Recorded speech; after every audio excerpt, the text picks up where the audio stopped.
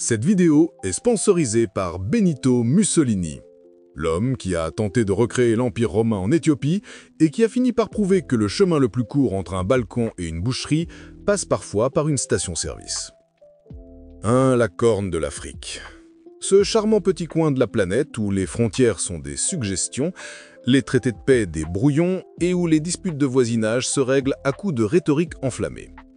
Et, de plus en plus, à coups de matériel russe flambant neuf. Car un vent nouveau souffle sur les hauts plateaux éthiopiens. Un vent qui sent le kérosène et la supériorité aérienne. L'Éthiopie vient de s'offrir des jouets. Des jouets très chers, très rapides et très dangereux. Sachez d'ailleurs que ce cadavre géopolitique du jour a été sélectionné par nos mécènes les plus dévoués sur Patreon. Ils ont décidément un goût exquis pour le macabre. Le nom de ce nouveau fouteur de troubles? Le Sukhoi Su-35. Un chasseur que Moscou présente comme de la génération 4++, ce qui, en langage diplomatique, signifie qu'il est capable de transformer les avions de tous vos voisins en confettis métalliques avant même que leurs pilotes aient fini leur café. L'Éthiopie en a commandé au moins 6, après s'être sagement entraînée sur quelques Su-30. Et cette acquisition n'est pas une simple mise à jour de flotte. C'est un coup de pied dans la fourmilière stratégique de toute l'Afrique de l'Est. Jusqu'à présent, la région vivait dans une sorte d'équilibre de la terreur low cost. Une parité précaire où l'Éthiopie, avec ses vieux Su-27, jouait à peu près dans la même catégorie que l'Érythrée, le Soudan et même le grand rival égyptien, tous fiers propriétaires de diverses déclinaisons du MiG-29, la Lada volante de l'aviation de chasse. C'était un monde simple, un monde où tout le monde avait un couteau de la même taille. Mais l'Éthiopie vient de se pointer à la bagarre avec une tronçonneuse. Le Sukhoi Su-35, ce n'est pas une évolution, c'est une mutation. Cet appareil qui a fait ses preuves en pulvérisant la flotte ukrainienne d'origine soviétique n'a, à ce jour, jamais été abattu en combat air-à-air. Il voit plus loin, il tire plus loin et il manœuvre comme un démon sous amphétamine. Addis Abeba n'a pas seulement acheté un avion, ils ont acheté la confiance. La confiance de pouvoir imposer leur volonté, que ce soit sur un lopin de terre contesté avec le Soudan ou sur les éternelles querelles avec l'Érythrée. C'est ce qu'on pourrait appeler le programme Panache, le programme d'acquisition négocié pour l'assurance et la consolidation de l'hégémonie éthiopienne. Mais la véritable cible de ce message de métal et de feu, c'est le Caire. La dispute autour du grand barrage de la Renaissance, ce projet pharaonique qui donne des sueurs froides à l'Égypte quant à son approvisionnement en eau, vient de changer radicalement de nature.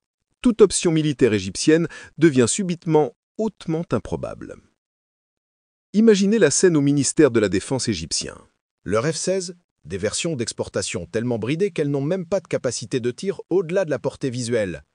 Leurs Rafale et leurs MiG-29M plus modernes, certes, mais ils sont face à un monstre.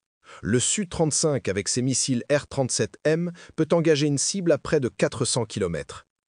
Le pilote égyptien, lui, verra son radar s'affoler et son avion exploser, avant même d'avoir pu dire « par la barbe du prophète ». La portée d'engagement de ses propres missiles est ridicule en comparaison. Le Caire doit désormais se contenter de gérer son cocorico, le comité opérationnel de conservation et d'observation des reliques d'importation communistes obsolètes. L'ironie la plus cruelle dans cette histoire, l'Égypte voulait des Su-35. Ils avaient même passé commande. Mais tonton Sam a foncé le sourcil, a menacé de sanctions économiques, et le Caire a dû piteusement annuler son achat.